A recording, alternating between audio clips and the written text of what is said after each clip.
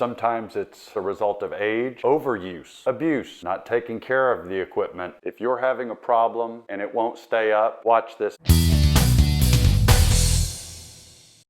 It won't stay up. It won't stay up. No matter what you do, it will not stay up. One hand, both hands. If your hands are busy and you're limber enough, you could use your foot. Maybe someone would lend you a helping hand. Hopefully I can help you come up with a remedy. I have here a floor jack, a Duralast 3-ton capacity. As you can see, I'm barely pushing. I had it up to a higher point. You apply just the slightest bit of pressure. I've had this jack 3-4 years, haven't used it a lot. They'll get air in the system. They have hydraulic fluid in there. Once you get air in the system, you won't be able to get it up. Or if you can get it up, it won't stay up. First thing, let's see if I can get this thing off of here with just my fingers. Here's a cover plate. It just sits on top to keep the spring protected. See if I can turn it over and get it positioned a little bit better. I'm also gonna bring it up a little bit closer. Here's the spring. There is a cylinder here, and that's where your hydraulic oil goes inside that. They can get air or moisture in them. What we're going to do is see if we can bleed off some air. Here is more of a close-up view. You see that little hole?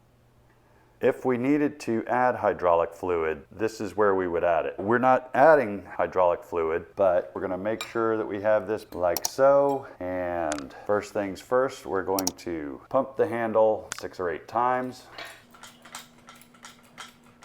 On this particular jack, the handle goes into this right here. This releases the pressure. See that little thing right there? We're gonna do 3 turns counterclockwise. 1, 2, 3. Now, you're gonna go in here, give this about 6 or 8 pumps. 3, 4, 5, 6, 7, 8.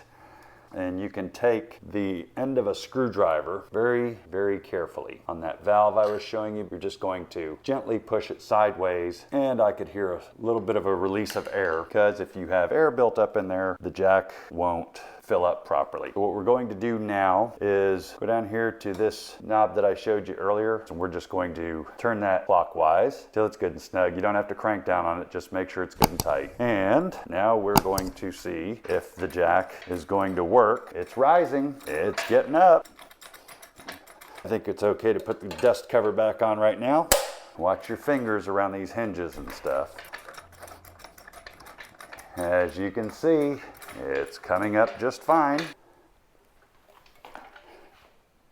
It's staying into position earlier, just a slight amount of pressure on top of this, and it was just slowly going down. Not something you want to happen when you're under your vehicle. If you're one of the people that was having a hard time keeping it up, and this video helped you a little bit, I'm glad to know that. Hope to see you again soon. Okay, we're done? We're finished? Is that it? Cool.